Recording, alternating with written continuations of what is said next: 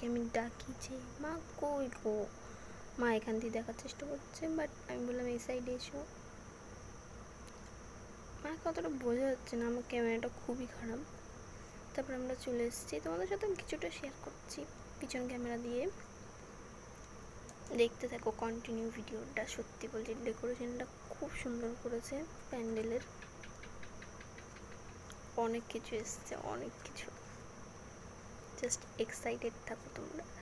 আমি তো এখানে এসে দেখছি পুরো বিয়ে বাড়ি, মানে বিয়ে বাড়ির মতো সবাই সেজে গুজে এসছে। আমি ভাবলাম যে আমি মনে কম সেজেছি, তারপরে দেখছি যে না, এদের সাথে আমারও চলে যাবে। ঠিক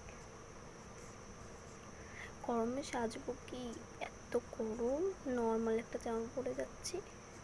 আর এবার এখানে দেখো প্যান্ডেল ডেকোরেশনটা খুব দারুণ হচ্ছে।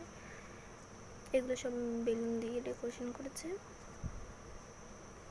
এরা রাস্তা ঘাট করে দাঁড়িয়ে রয়েছে, অসহ্য। এখানে স্টল দিয়েছে সব, টেডি বয় এখানে, সামনে জোকার।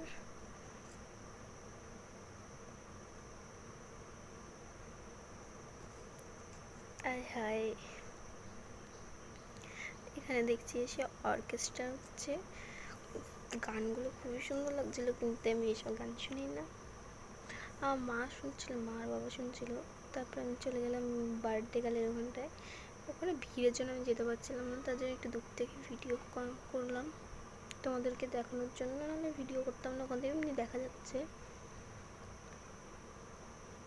খুবই শান্ত। এটা মা বলে সত্যি করে দেখার জন্য, তার জন্য গান করার চেষ্টা করছিল। তারপরে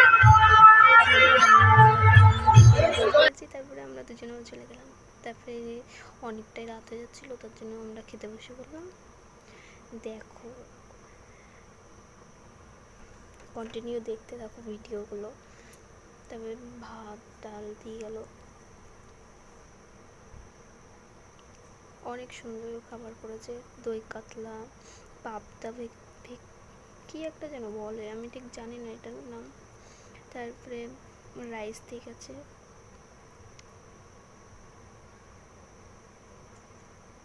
এদিকে আমার বাবা ওই পাশে আছে, আর আমি আর মা এই পাশে আছি। তারপরে চিকেন দিল,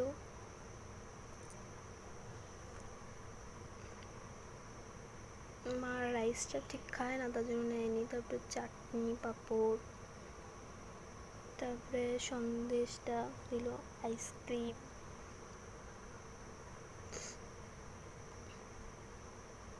তা মা হাত ধুচ্ছে আর আমাকে হজমলা দিয়ে চলে গেল। এবার আমরা চলে যাব বাড়িতে। কটা বার্থডে গার্লের সাথে ছবি দেখে নাও তোমরা।